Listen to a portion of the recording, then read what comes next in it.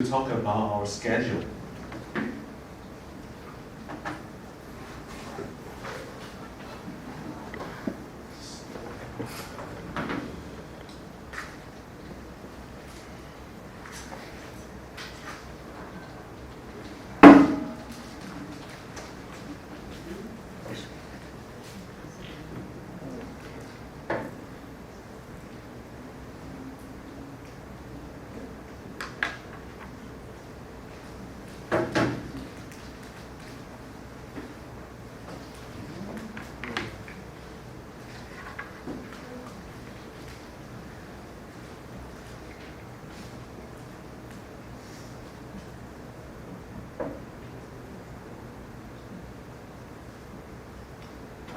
Okay, so on 24th, I have a new meeting, and I have to be there to present something. So this particular date has to be. Can we just cancel it? Do you mind canceling one lecture? So, but if I do that, I need to tell you more about what we are working on in the project. So I propose that we move this to here, okay? And get rid of this.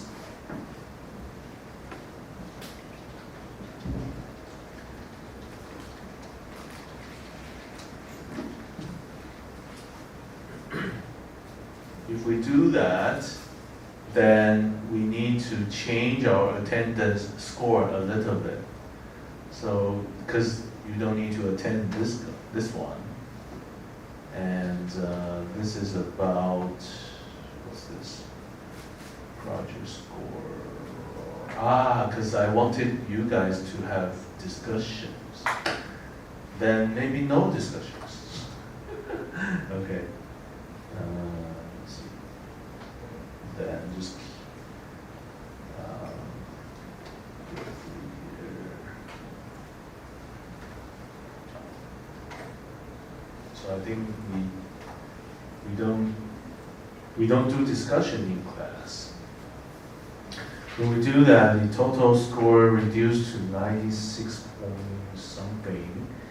So we can increase the attendance score by a little, and then I will increase the percentage for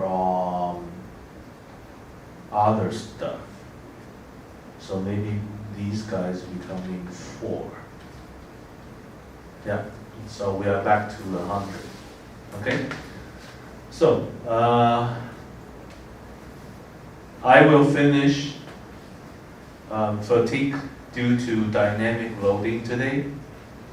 And tomorrow I will have introduction to autonomous mobile robot and tell you more about what I expect in your project. How many groups do we have? How many groups? 5 groups. Okay.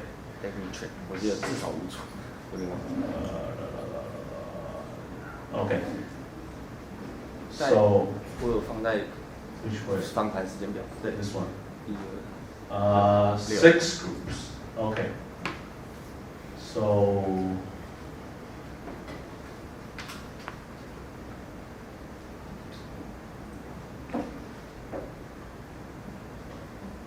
okay. Let me check because this course was supported by Ministry of Education, and in the proposal that I sent to Ministry of Education, I mentioned what I wanted you guys to work on. So I need to match whatever I said to the Ministry of Education. Let me just double check. Let's see where. This one. Just double checking. Is this the one? on this one.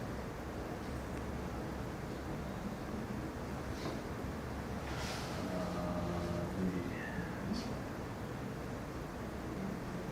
I wanted you guys to study the axle system, basically, and the gear system, and then the thread. Okay. So tomorrow I will tell you more about those 3 topics. So it's good that we have 6 groups. So 2 groups will be working on similar topic. Every 2 groups work on 1 topic. And then in a project, you can implement what you have learned from the class to the analysis. You can propose new design. You can,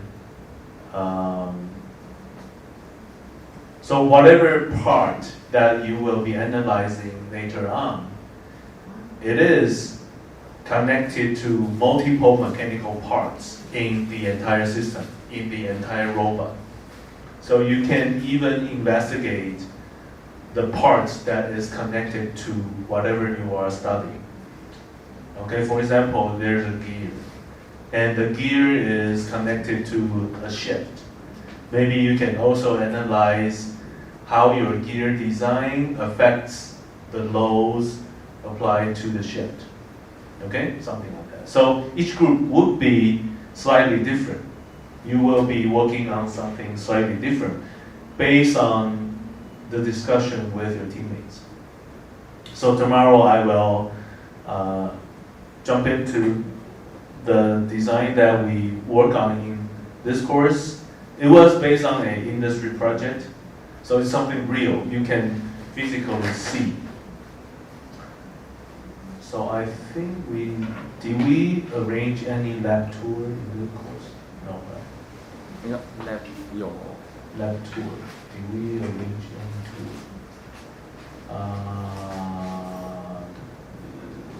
No, we didn't arrange a tour.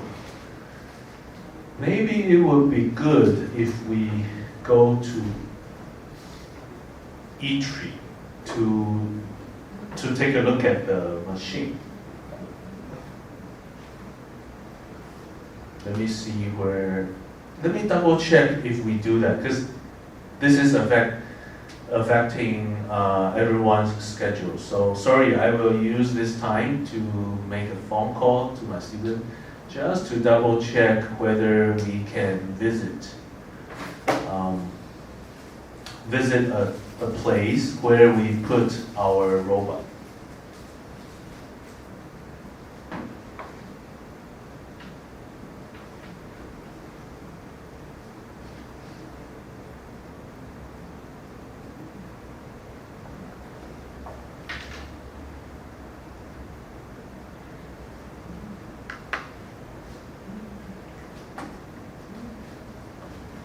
If the time is okay, maybe we. Hey, Janice. 我们的那个公营院那一台车现在在公营院嘛？那你觉得我们下周我可以带学生去看？就是说，因为我机械设计要学生设计那台车里面的型号，那我可不可以包一台车带学生去看？我们学生很多。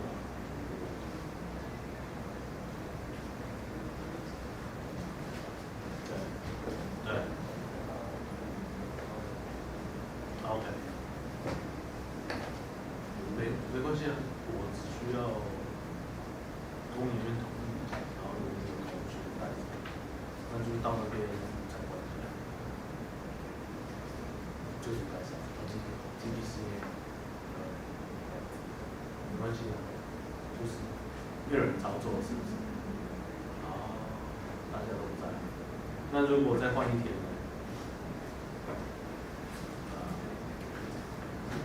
好，那在哪里？而且我如果要的话，是早上10点，很早。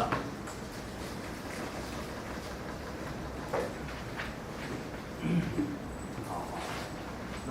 帮我约约看30号，礼拜三，等于说礼拜三，哎，31不好，31金融会来，看一下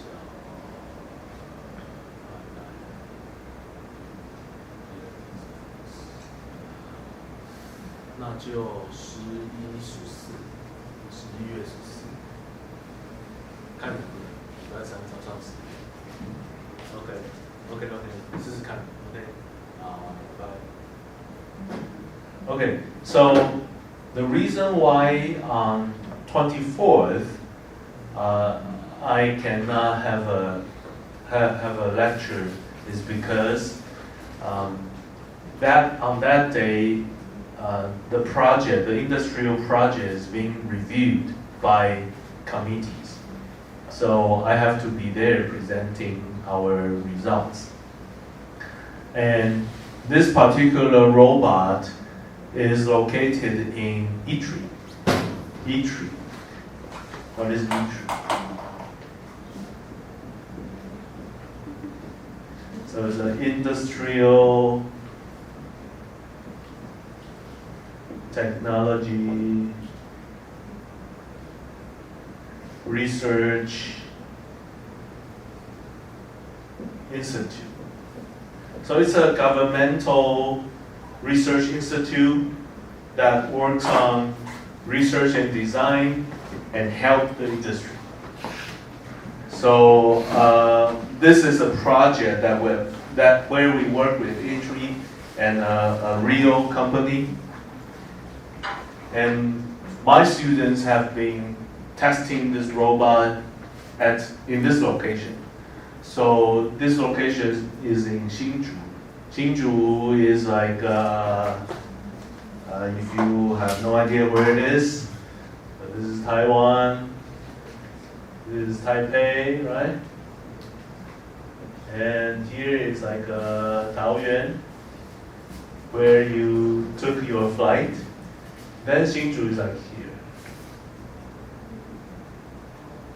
Okay, so here is Taichung, like at the middle. So it's like a little bit northern than Hsinchu and a little bit southern than Taoyuan. This is where we have our industrial park. The most famous industrial park is in Hsinchu. A lot of companies are in Hsinchu. So I would like to propose that we take a visit to Yizhi on 14th.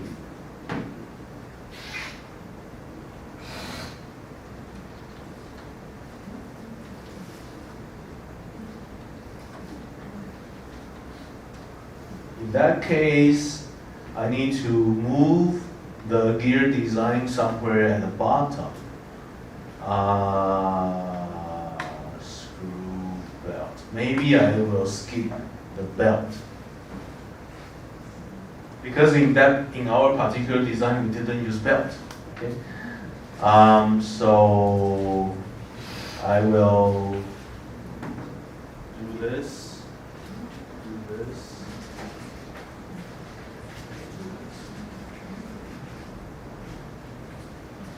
I hope this is okay.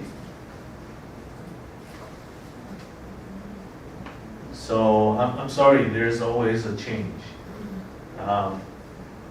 So today we finish up fatigue.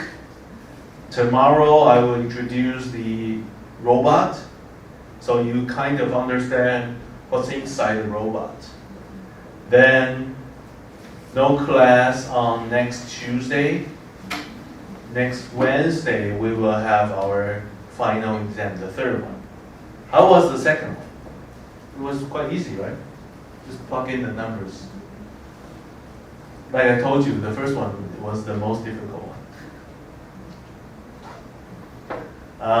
The third one would be similar to the second one, the difficulty level. It's just their numbers to plug in. Anyway. On 31st, you guys need to propose. So on tomorrow, after I introduce about the robot, you truly need to have some discussions with your teammates after the class, and then on 31st, every team needs to come up the stage and then present.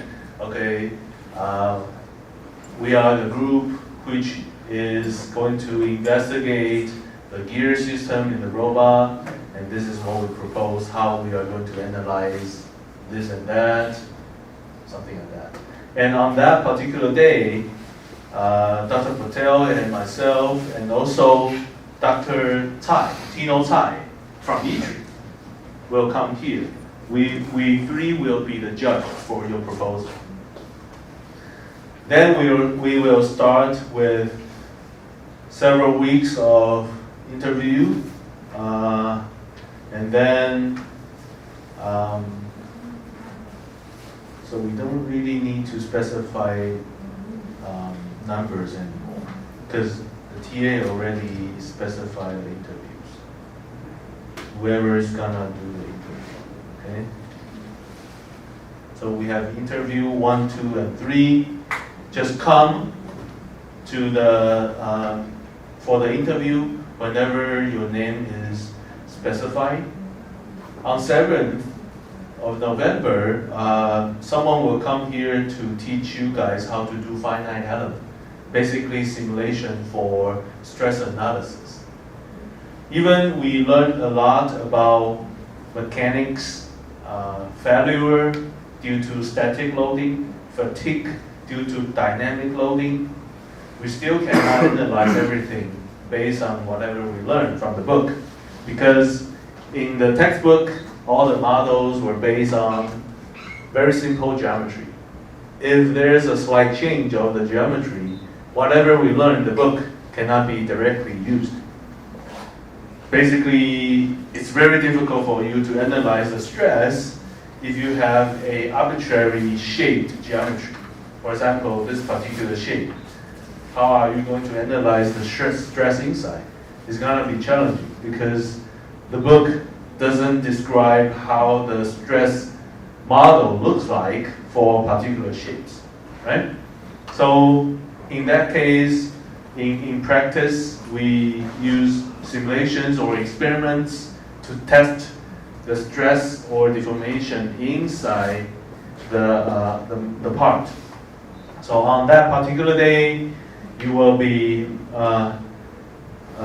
introduced how to use finite element.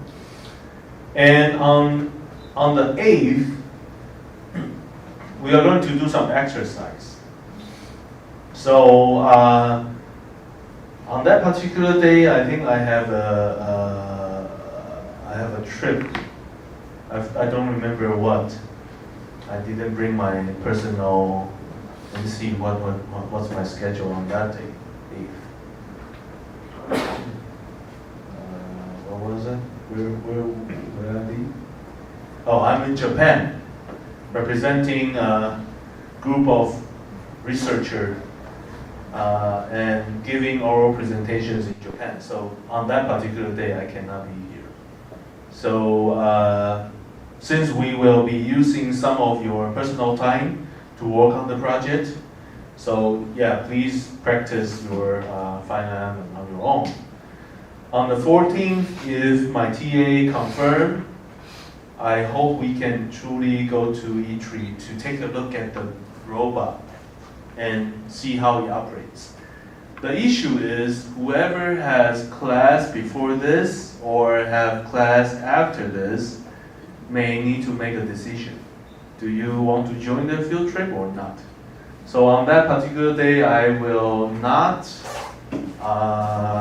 assign an attendance score, because some of you may need to take the course before this or after this. So the field trip will be optional. If you want to join, you need to let us know.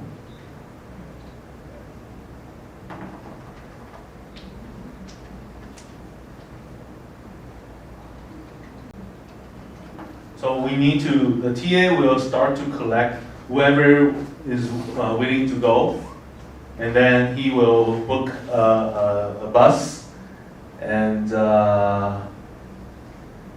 if you want, I can serve breakfast or provide lunch, either way. But since it's impossible for us to depart at 10, then we will be there by 11 or even 11:15, something like that. Then your time for the visit will be very short. So when you come back, it's probably already 1 or 2. That's why I propose that we will depart earlier, maybe 9, or even early, because in the morning there will be traffic, probably 8:30. So if you have nothing else before this course, I will recommend you to join. You just need to wake up earlier. I can serve a sandwich in your to encourage you to join. And if we get together at 8:30 in the morning, and then we make sure we hit the road before 9 or 8:45, we definitely can be there by 10. So I think we at least have 1 hour to take a look at the system and see how it operates. I'm not sure whether Dr. Tsai can make special arrangements for a tour in E3 or a brief introduction of E3. I'm not sure if he can do that or not. No matter if Dr. Tsai arranged something, I think it's still worthy to have a field trip to E3. And then we will come back, I hope, before 1. So if you have class in the afternoon, you still can make it. Okay. Don't use this as an excuse and tell the other professor that, oh, I cannot do anything for the day. Okay. So, yeah. Let me see. So, since you will have a proposal on 31st, on 21st, it's already 3 weeks after the proposal. We will evaluate your progress on 21st as scheduled in the syllabus. And then I will arrange a team discussion, because before the team discussion, you guys basically work with your team. I want you guys to, all the teams join together, and then Dr. Patel will arrange something to guide you how to to have discussions. So I want you guys to give away your opinions about the design. What do you think about the design? So kind of share with other teams. So there could be some experience sharing or brainstorming between teams. So I hope after the discussion you have better understanding about what you exactly want to do for the rest of the weeks. Then, I need to change this.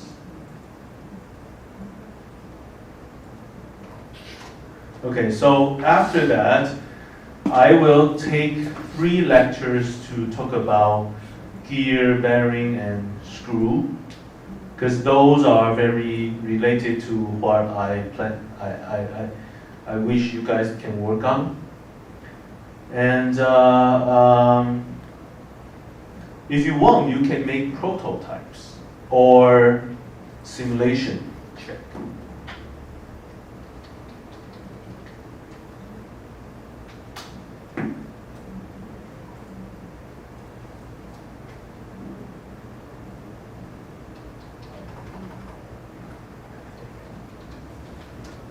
So maybe you, based on what I introduced you, and based on what you have studied or analyzed, you realize you can truly make a change of the design. And if you truly want to make it, we can arrange some budget for you to make a smaller one. Or you can use a 3D printer, or you can truly buy some metal to have a small prototype of the system that you work on. Or you can use simulation. So either way, and for those two dates, we will be checking the progress, checking what you truly made, okay? And then on the 19th, we will have our final presentation, okay? And on the 20th, we need to have a post-test and questionnaire after the course, okay? Let me see, okay, now we have 99.9 because I get rid of one attendance. Let me see, interview, yes, okay, 5. In that case, I think I will slightly, no, not enough. Okay, it's greater than 100. Okay. Okay, so basically this is what my plan is. I will let you guys know whether this is confirmed. Back to today's lecture. I need to open this guy. So that I covered this already.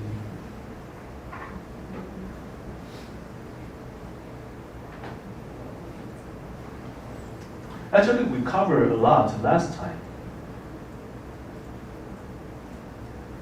We talked about endurance limit, and then there are 3 models. One is a yield line, the other one is Goodman, and the third one is Soderberg.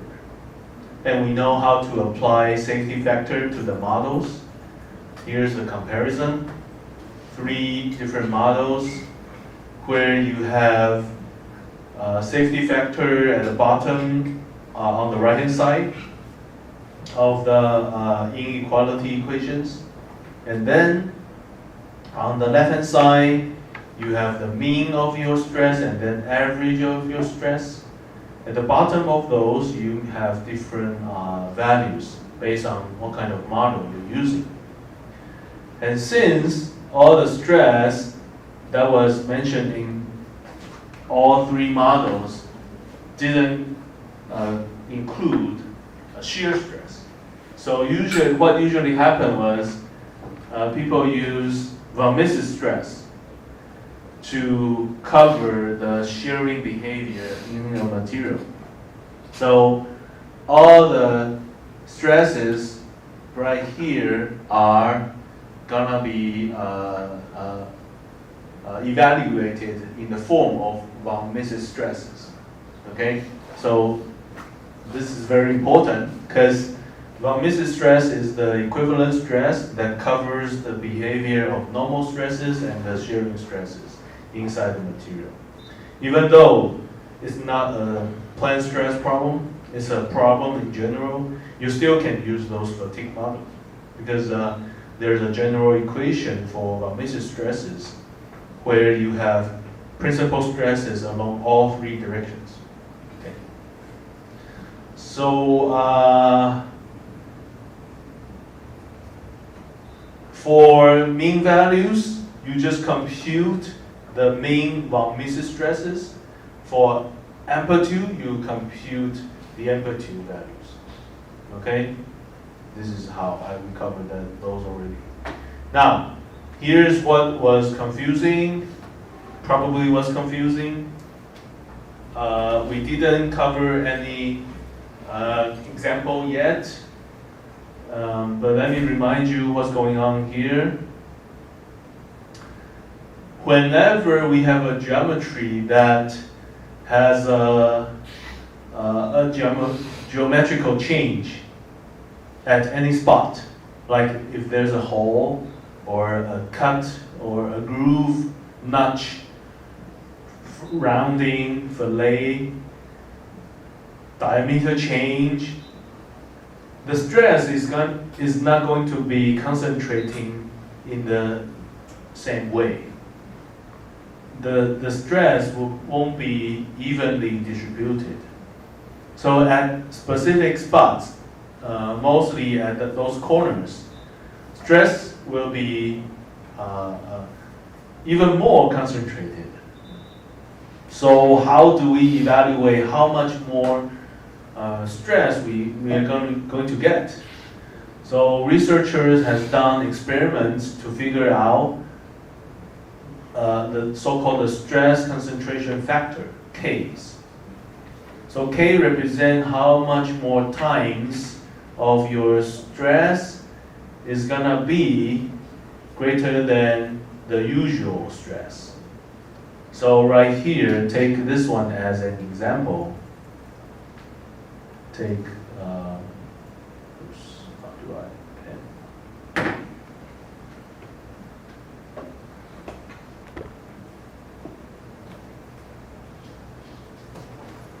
Take this one as an example.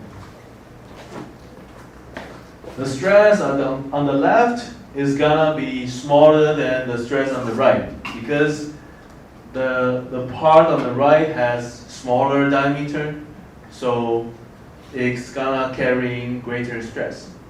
However, the stress at the corner right here, due to the geometrical change, stress concentrates even more. Is gonna be K times, the stress over here is gonna be K times greater than the stress right here. So you need to know whenever there's a model like this, is the stress gonna be K times of the stress here or here? Usually when people have done research, they specifically talk about some location inside the model, and they will study what so-called the reference stress. So the greatest stress in usual surrounding this area would be the stress right here, if there is no effect of stress concentration. So the greatest stress is carrying is gonna be the stress on the right hand side. So they chose this one as the reference. Then they compute how much more stress is gonna have greater than the usual one. So they use that K to represent how much more times the stress is gonna be. And they realize under different situations, we do have different stress concentration effects. So there's no 1K value for all. You have to analyze this stress concentration factor in different ways. So in general, the simplest way to separate different conditions is like this.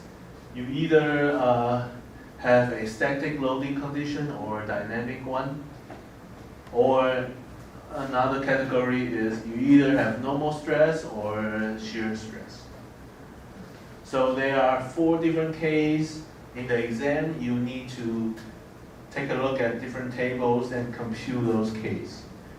And in many times, you plug in different numbers.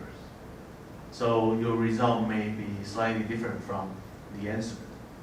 Anyway, how do we get the KT and KTS, basically the three tables that was mentioned earlier, right here. So if it's under tensile stress, tensile force, then you check this table. If it's under bending, then this one, twisting, then this one. Okay, so because stress concentration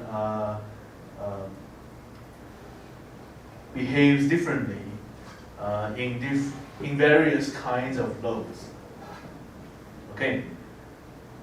Then, if you are trying to study the stress concentration factor under dynamic condition, you need to first compute the K for static ones. Then you need to compute so-called notch sensitivity factor, which is Q. Q is the notch sensitivity. So Q is a value that describes the relationship between the static K and dynamic K. Okay? And Q can be computed or can be found in the following tables. The left one is the Q table for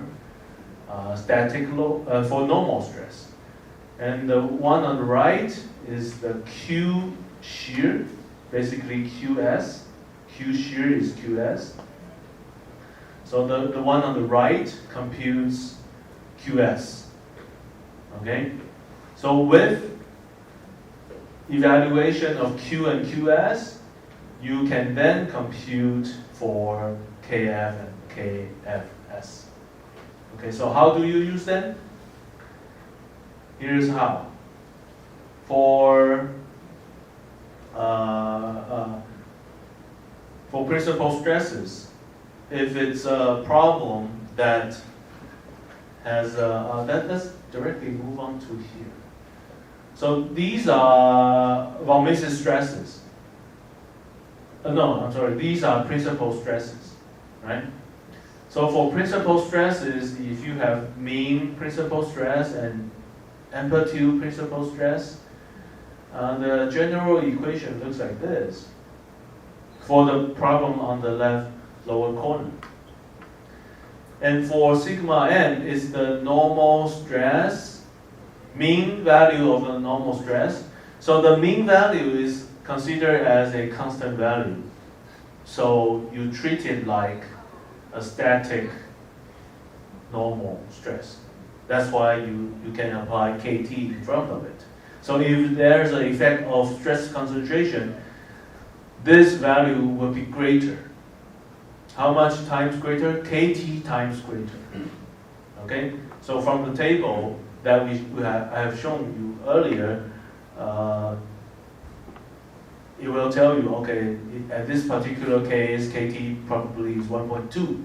So in fact, your mean normal stress would be 1.2 times greater.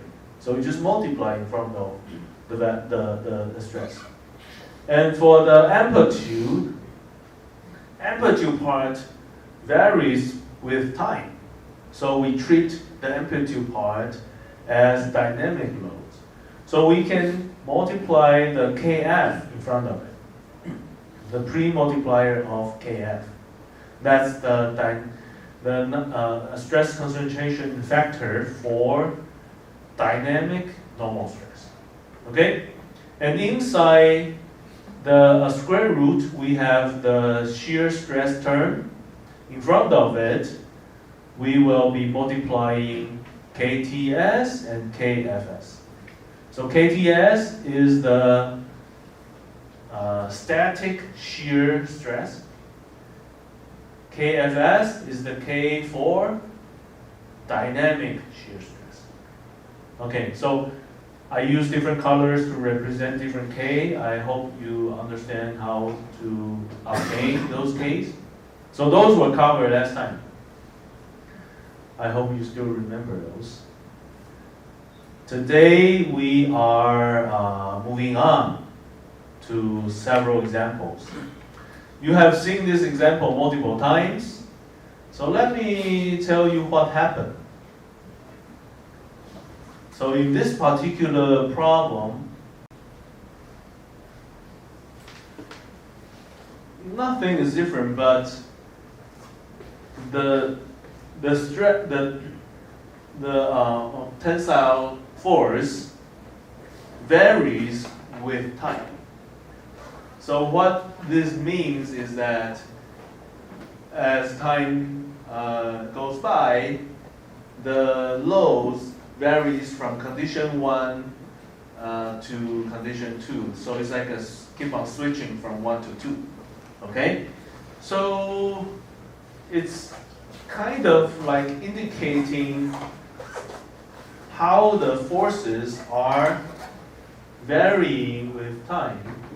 So take W1 as an example. It varies from 5 to 8 and then varies back. So whenever you reach to the bottom, it's condition 1. And whenever you reach to the top, it's condition 2. For fatigue design, you don't specifically need to know how the profile looks like. You only need to know the range. Because for us, we only care about the mean value and also the amplitude, right?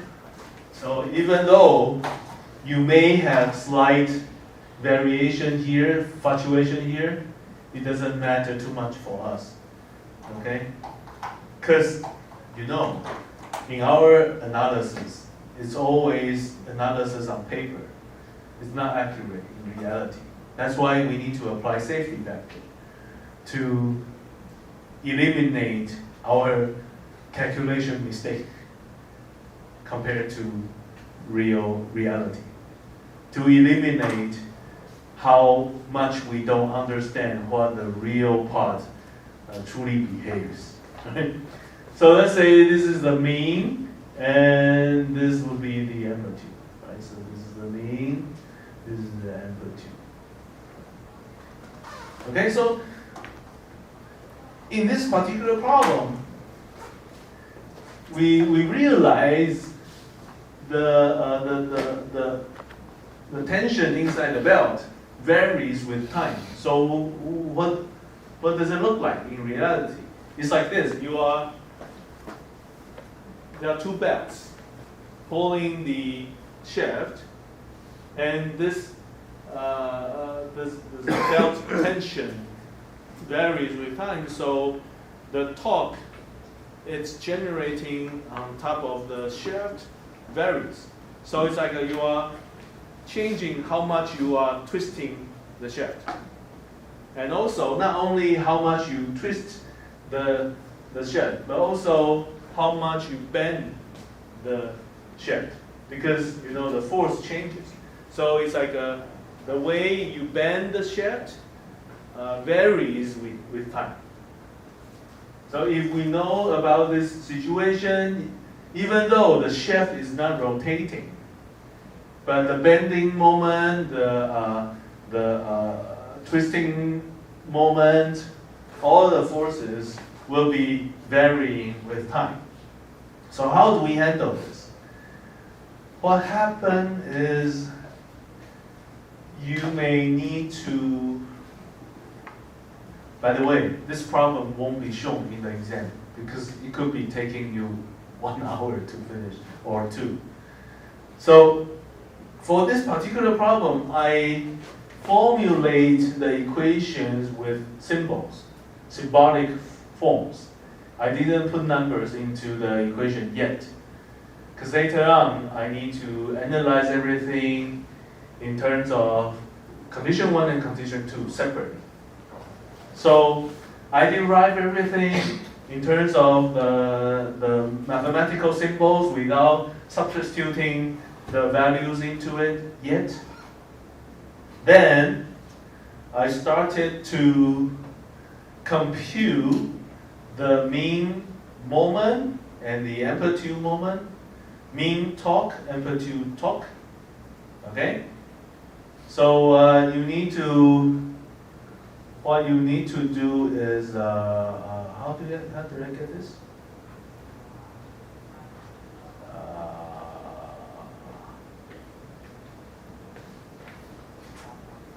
Did I get it from last time, or did I truly compute it? I got those from here. So okay,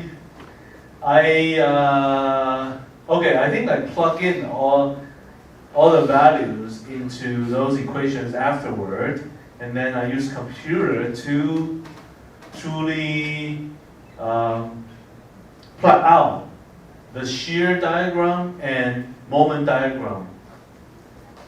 So those two curves or profiles represent two extreme conditions. One represents condition 1, the other one represents condition 2. So what does it really mean? That means the shear inside the shaft varies from one end to the other end with time.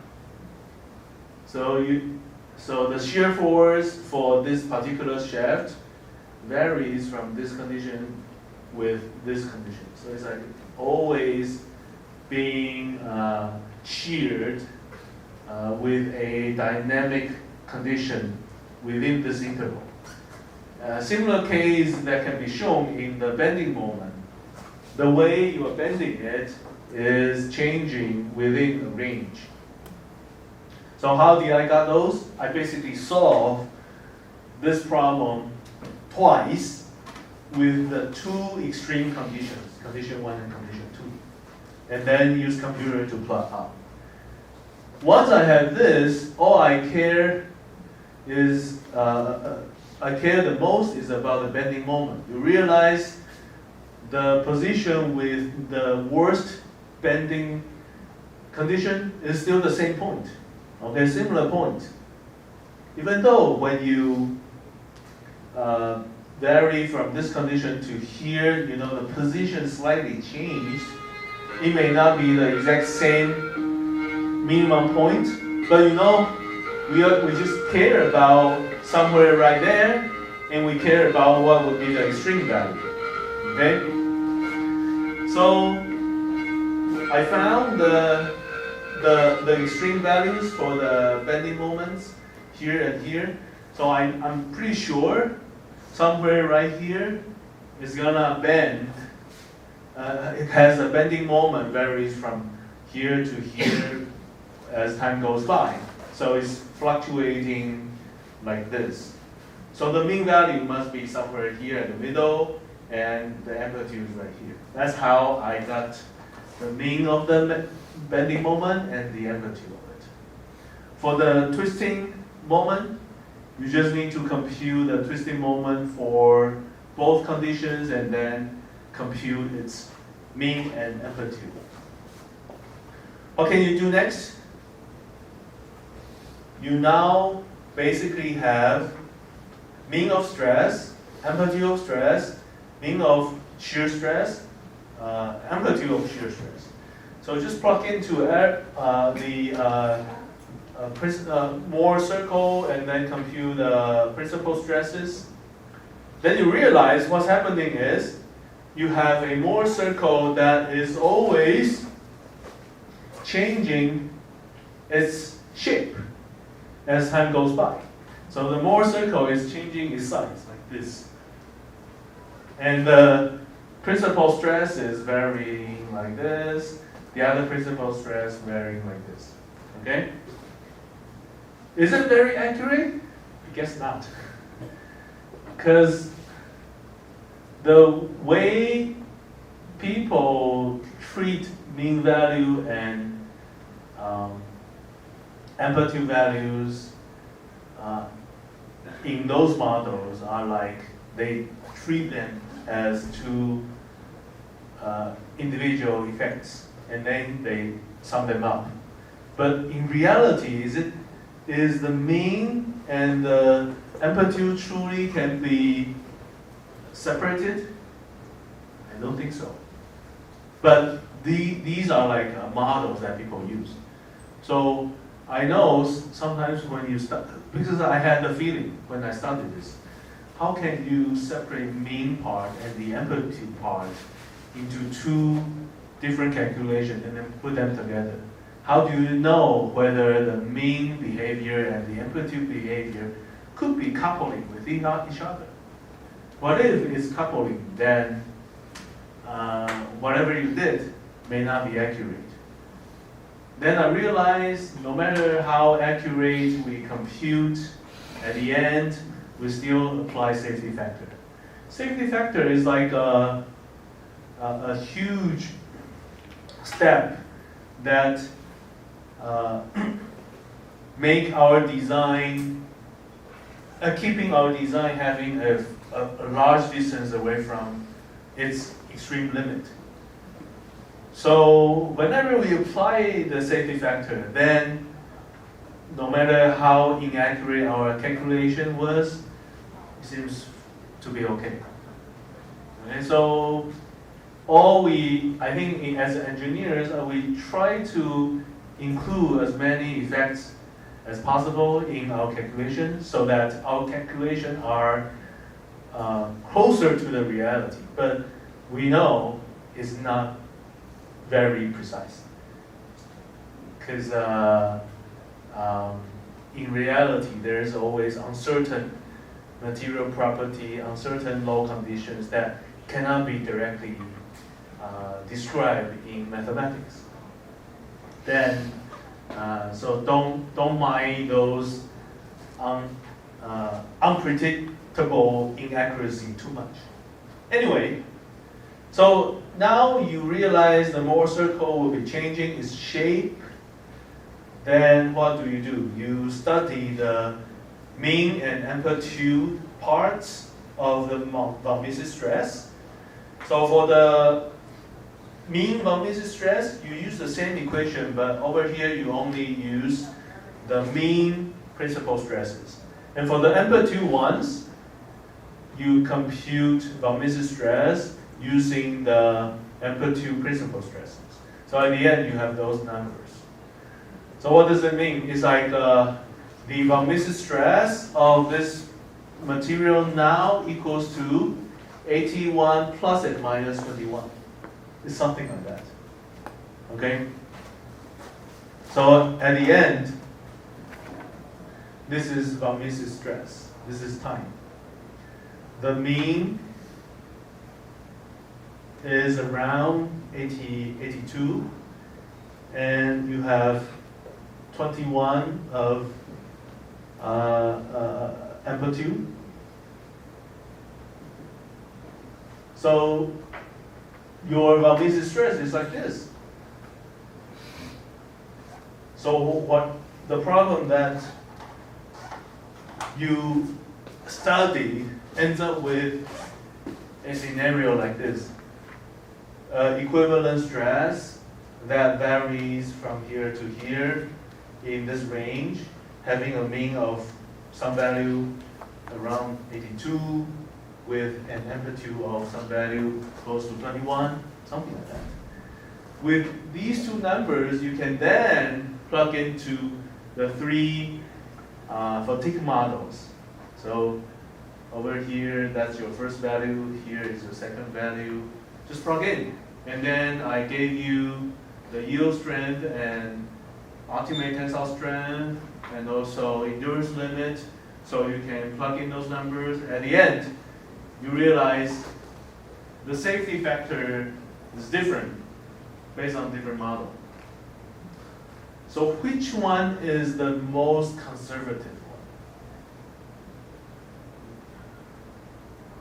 Which one? Should it be the largest one, or should it be this one, or this one? Sort of, yes.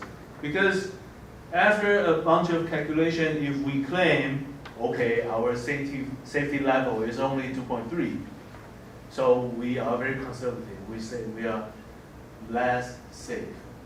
If we realize, okay, our safety level is quite high, then we are not conservative. We are the opposite of conservative. So the most conservative one is Soderberg, and the most aggressive one is Goldman. Okay? So in your exam, you will be doing something probably from here. Maybe I will give you a force diagram. I will tell you how each force varies. So you need to compute the variation, the fluctuation of principal stresses, and then you need to plug into the equation of emissive stress to study its mean and its amplitude, then plug into 3 fatigue models, and then I will ask you to compare that. Okay? So now we move on to a second example. So what's happening here is that it's different this time. Again, the belt tension varies with time. However, this time the shaft is rotating. What's the difference? The other one, the shaft doesn't rotate, but this time the shaft is rotating. Does it matter? It actually matters. Okay? Let me tell you why it matters. Let me see. Yeah, it's gonna be like this. Very different. So, how do we?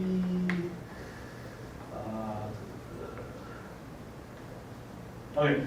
So from previous study, we realize for condition 1 and condition 2, the maximum bending moments are gonna be like these. But if I have the shaft rotating, then I am focusing on specific point on the shaft, and that point rotates to the bottom and then rotates back.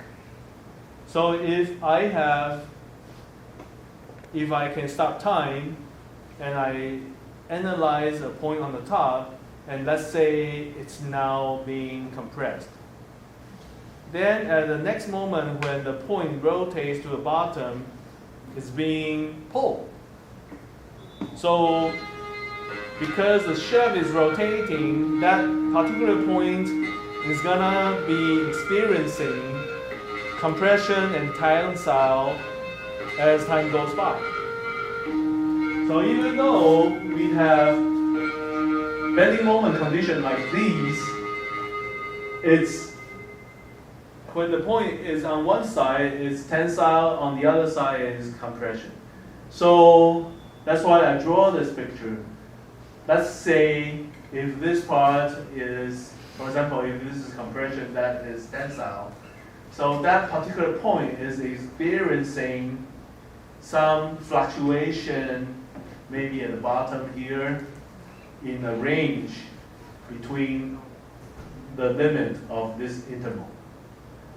And when it rotates to the other side and is experiencing tensile, then the fluctuating is like over there. So you are going to, if you are able to keep a record of how that point is experiencing bending moment, it's gonna be something like this. And it's probably symmetric with the symmetric about the horizontal axis. So what's the mean of it? The mean is 0. And what would be the amplitude? Amplitude will be the extreme that this point could be experiencing. So in this particular problem, the mean of the normal stress is going to be at the middle, and the mean, the amplitude of the normal stress is going to be this large. So that's why over here, this is bending moment. The mean of the bending moment is going to be 0, and the amplitude is going to be the largest value that it could be experiencing. From here, you can tell how this analysis varies from the previous one. The mean and the amplitude changes. Okay? It doesn't change too much for the talk. Because even though the point that you investigate is always rotating, but torque is the same everywhere, or surrounding the shaft everywhere at every position. So no matter where the point is, it's carrying the same torque. So the analysis for the torque remains the same. Now, after we plug in those numbers and then study the principal stresses, we realize the mean of the S1 varies from 3.2 to negative 3.2. So there is one, the mean is like 3.2 here, yes. And the mean of the second one is negative 3.2. The amplitude of the second one is almost zero, so it's like S2 doesn't change too much. But S1 has a large variation. So first principal stress equals to 3 plus and minus 1.3. So it varies to here and gets back to negative something. So the principle, the Mohr circle is swapping its shape like this. Because whatever point that we are investigating is being rotated from the top to the bottom. So if the top is tensile, then the Mohr circle looks like this. And then when the point moves to the bottom, it is carrying compression, then the tensile circle looks like this. So it's like switching sides all the time. It's not very good for a material. So, if that happens, and we plug in our numbers into exact same equations, and we realize the safety factors now changes. And let's recall the safety factors that we had earlier. What did you see? The safety factor reduced. So if you have a shaft that is being rotating all the time, it's not good for fatigue. So you have a lower safety factor, no matter which model you're using. So they all reduced. Okay, so that's and I would like to encourage you to observe another thing. When our shaft was not rotating, the Goodman model was the most aggressive one. But when we move on to a rotating condition, Goodman becomes more conservative than the yield line. Why is that? That we need to go back to the three curves that we introduced earlier. Because you know, for the model of yield line and Goodman, they have a cross, right? So if you treat the red line as a base, on the right hand side right here, Goodman is more aggressive. But on the left hand side, Goodman is more conservative. So Goodman is somewhere more aggressive, somewhere more conservative. That's why in that particular example, I believe our design varies from one region to the other region. So Goodman behaves sometimes more aggressive, and then in the other case, it becomes more conservative. Okay, so I hope this example will help you to understand more about those models and how the shaft movement can truly change its fatigue behavior. Okay, I made another example. Let me see what's going on for this one. This is the same document. this is the same problem, but this time we talk about stress concentration. So exact same problem here, exact same, but this time we talk about stress concentration. We truly plug in some numbers. So I try different values. I try, in the problem, I think I mentioned, I'm not sure where I mentioned, or maybe they're just sample numbers. Okay? Did I mention? Oh yes, I mentioned the diameter of the shaft is 30, but the diameter for the pulley part is 35. I intentionally make the diameters different within the pulley region. So basically, I made a design in this particular shape with diameter change. So then I know there could be stress concentration, and I use the ratio of diameters to compute capital D over small d. And also, I think I mentioned the radius of the fillet. Here, radius of the fillet is 2 millimeter. So that will be used in the table as well. So small r over d, that gives me some values. That helps me to find KT and KTS. So in this particular example, we can realize KT is 1.7, KTS is 1.4. What does that mean? KT means how stress is gonna concentrate when you're carrying static normal stress.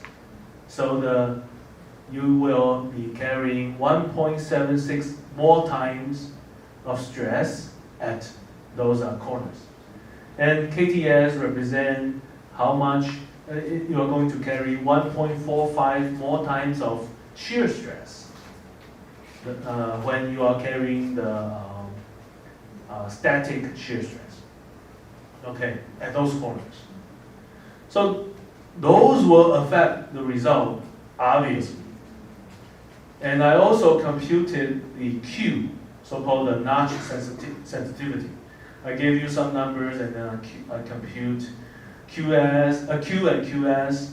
So you should be able to compute KF and KFS. KF is the stress concentration factor for dynamic normal stress. KFS is the K for dynamic shear stress. So now I have 4 Ks. I put them together right here. So it's easier for you for plugging in. And then, oh, by the way, in the exam, you need to do stress concentration. So in the next exam, basically you spend a lot of time checking the table, find a number. If you made a tiny mistake, it will affect the entire exam sheet. So need to be very careful and then pay attention to the example. I think I need to assign homework, right? Did I assign homework last time? Homework 2? Okay, so I should assign a homework 3. No, I will assign homework today, so you can practice. So get back to here. These are the values that I got in the previous slide where there were no stress concentration.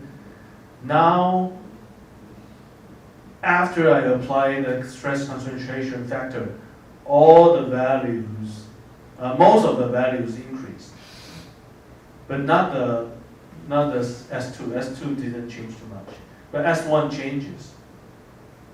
The amplitude increases, the mean value increases due to stress concentration.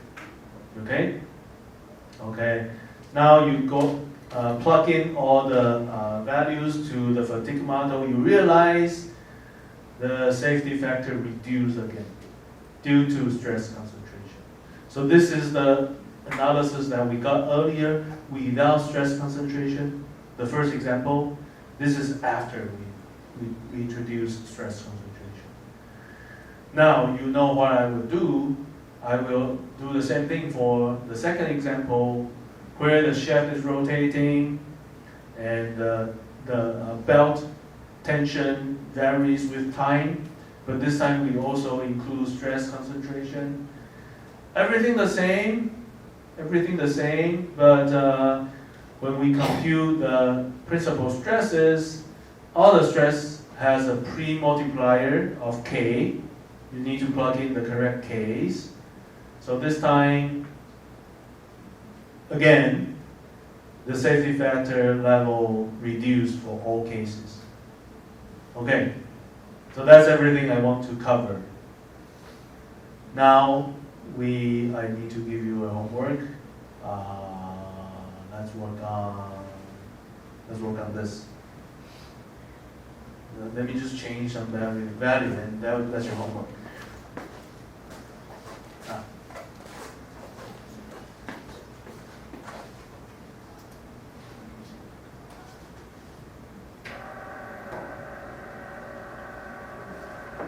Any questions, by the way? I never asked you this. I should, but I never. Let me download this file.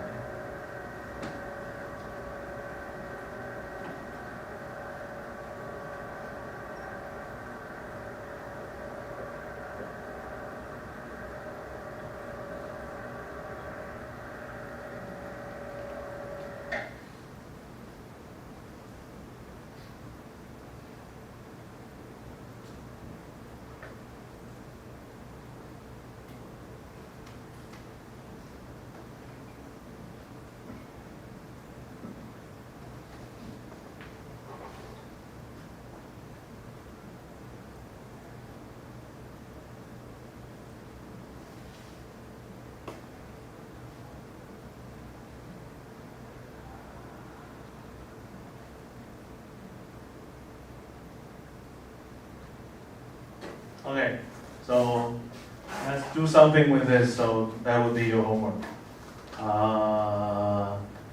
What we can do is,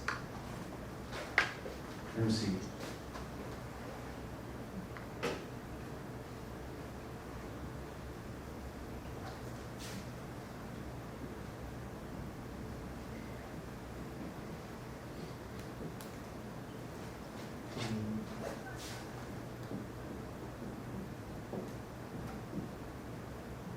Okay. And then change this to 40. The fillet could be 3. Okay. Let's change this to 120. Yeah.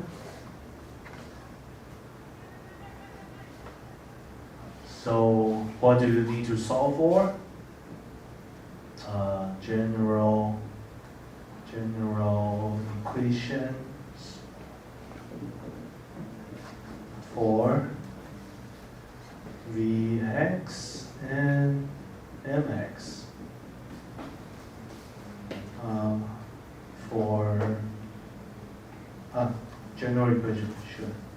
Then draw the shear and moment diagrams for both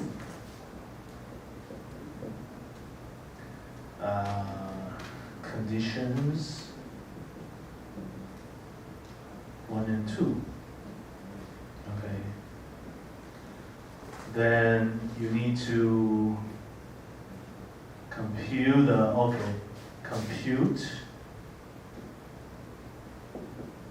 KT, KTS, QS,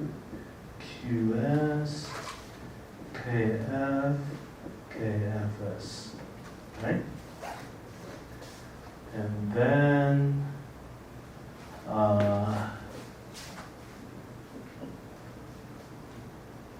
study the mean and amplitude of S1 and S2. When you do that, you need to considering case. Considering stress concentration.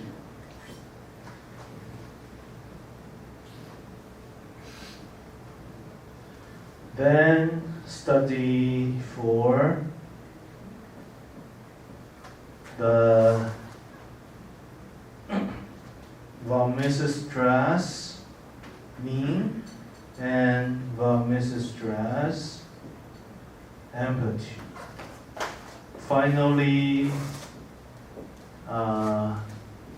use 3 models to find n.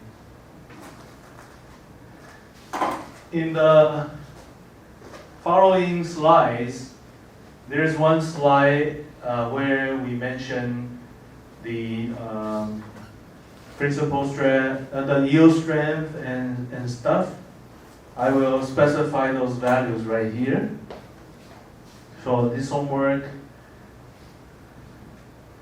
I need to see what would be a proper value. 250. Okay.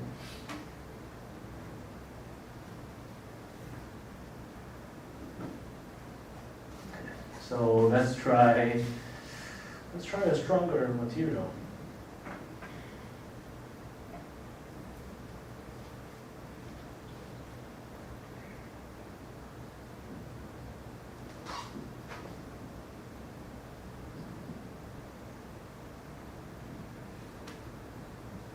Something like this. Okay? And I know you will have issues computing the torque. Because at this part,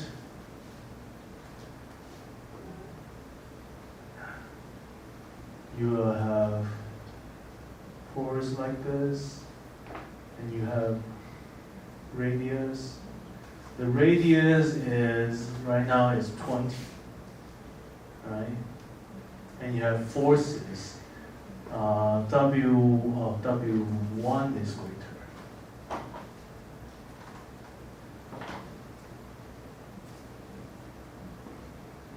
W1 smaller. So this is W1, 5, what's the unit?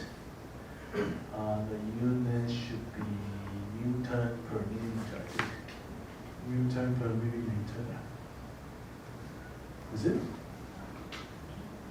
I think so. And this is W2 is 10 Newton per millimeter. So the total force on these two sides would be, force 1 will be 5 times the width right here, 50. So it's gonna be 250 Newton. And then F2 would be 10 times 50, that would be 500 Newton. So delta F is gonna be 500 minus 250, that is 250 Newton. And the torque is gonna be 250 times the radius 20. So it's gonna be 50 with 2 zeros, Newton times millimeter. That's the torque that is being applied at the boundary. But in fact, when you are analyzing the shaft, you are somewhere right here. But the torque that we compute was here. So this same question was mentioned in the previous example. So I want this problem to be simpler. Let's just assume torque is the same everywhere. Okay? So which means the torque and here is the same. Okay? This is just for practice. Okay? So don't mind, oh hey, the torque right here should be smaller. Don't mind small issues like that. Okay? So you will, I think when I show the example, I actually use the same way to do it. I think 5, 50, 40. Yeah, I use it. Yeah. Yes. Let me see. Yes. But in fact, pulley here is 40. It was not 20, so it was 40. So something was wrong here. Something wrong is 40. So based on what I said, it's gonna be something like this. Let's just assume the torque right here is the same as the torque here. Okay? That's the homework. You can follow what I did in the slide, but it will take you some time to truly draw the diagram. So if you would like to use MATLAB to do the homework, feel free to do so. Okay. But if someone who is able to write a MATLAB code and complete, don't just share to your friends so your friend didn't practice enough. Okay? So I know some of you didn't do well enough in previous exams. This practice is important so that you understand how all the factors should be included, should be considered inside a very long process of analysis. Okay? We have, now this problem basically combines everything we have learned. As you can see, we have mechanics, balance of forces, balance of moments. And then we talk about shear and shear moment, shear diagram and moment diagram. Then we figure out which point is the worst case. We study the Mohr circle over there. Then the force is changing with time, so there's mean value and amplitude. Okay? And then we mentioned there is a geometrical change somewhere, so there's stress concentration. And because everything is changing with time, there's a fatigue issue. So we have fatigue models with 3 different levels of conservation level. I should say conservativeness level. So in order to plug in values into those 3 fatigue models, we need to use von Mises stress. So we need to figure out how to study for von Mises stress. Okay, so this is actually the final problem that I would like you to solve, and the third exam will be slightly simpler than this, otherwise we don't have enough time. But treat this one as a good example to practice how to study for fatigue design, how to study for design to fight against fatigue. You should say something like that. Okay? Any questions? Yeah, go ahead. Isn't the mirror at BC fully?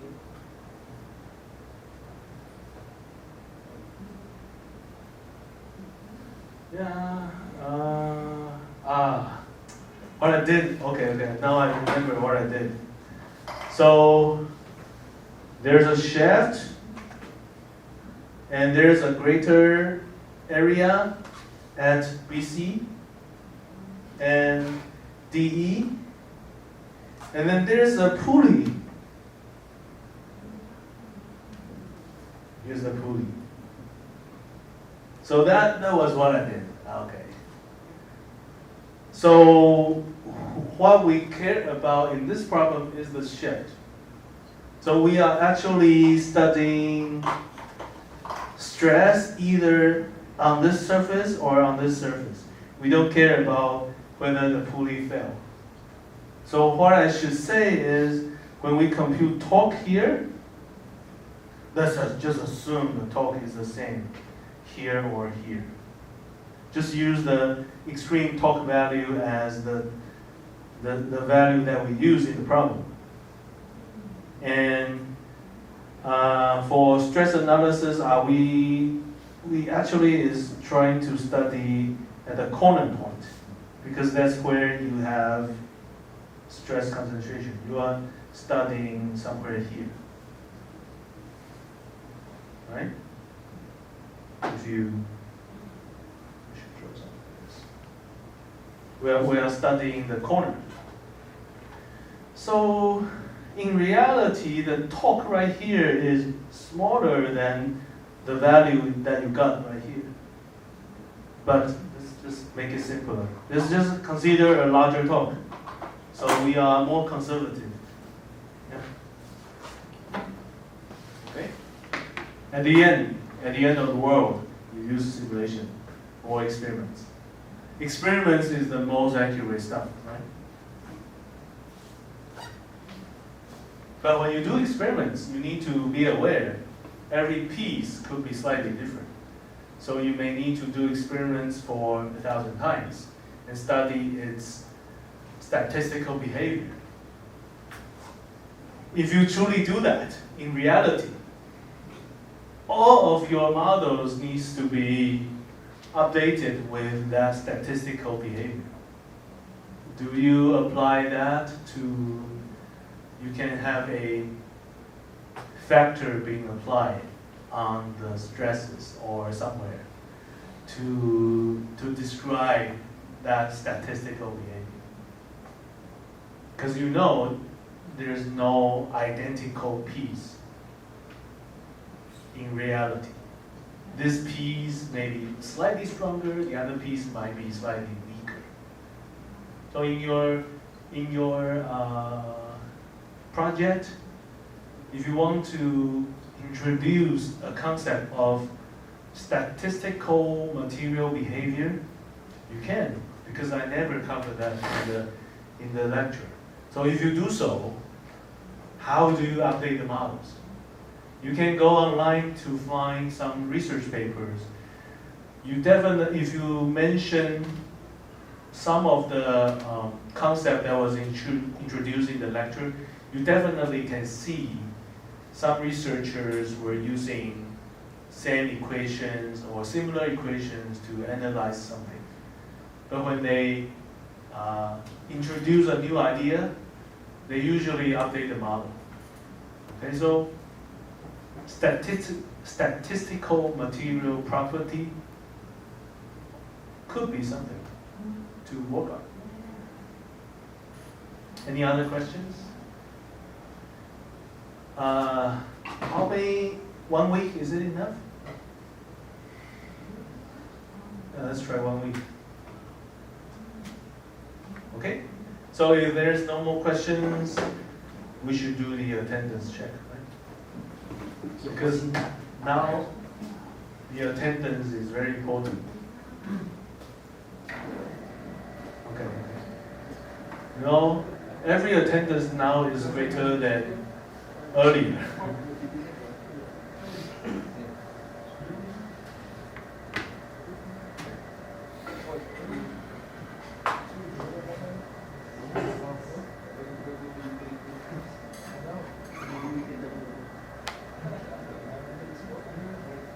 Okay, so once you're done, you can go. If you have questions, you can come here. By the way, I know some of you missed the exam, right? Who missed? Okay, we need to arrange a time for makeup exam. And I need to arrange extra time for exam 1 makeup. Whoever needs it, we need to arrange time. So I don't know. Oh, maybe we can use the time that I'm not here, right?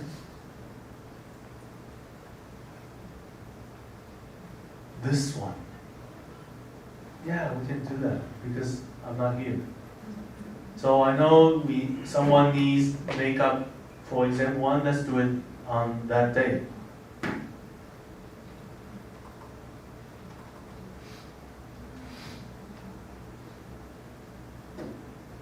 So sorry for what's your name? Francesc. Do you want to do makeup at the same time? I mean, do you need makeup for exam 1? Yeah. Okay. Then you cannot do. Are you able to do makeups for both? Because you know our exam is supposed to be 1 hour. On that day we have 2 hours, so we can do 2 exam sheets straight. I prefer separated. Okay, it's fine. So let's do makeups for exam 1 on that particular day, and then we will find time for your exam 2. We will check with Tommy. 礼拜4下午。 Okay. 嗯。 Oh, we already. Okay, good. Okay. So,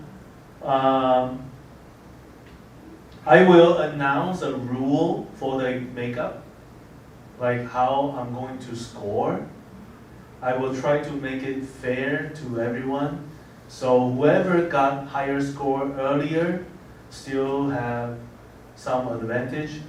However, whoever got low score had a chance to, get something back. Okay? So that will be announced maybe later today. So next week is your makeup for exam 1.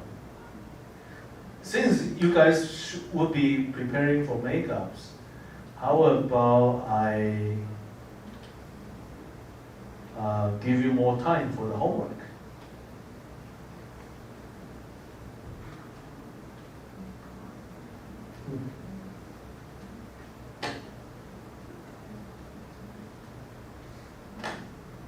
Okay, so today homework was announced. You can give it to me 2 weeks from now. So when on the date of proposal, so please hand in the homework 3 on the proposal date. Okay?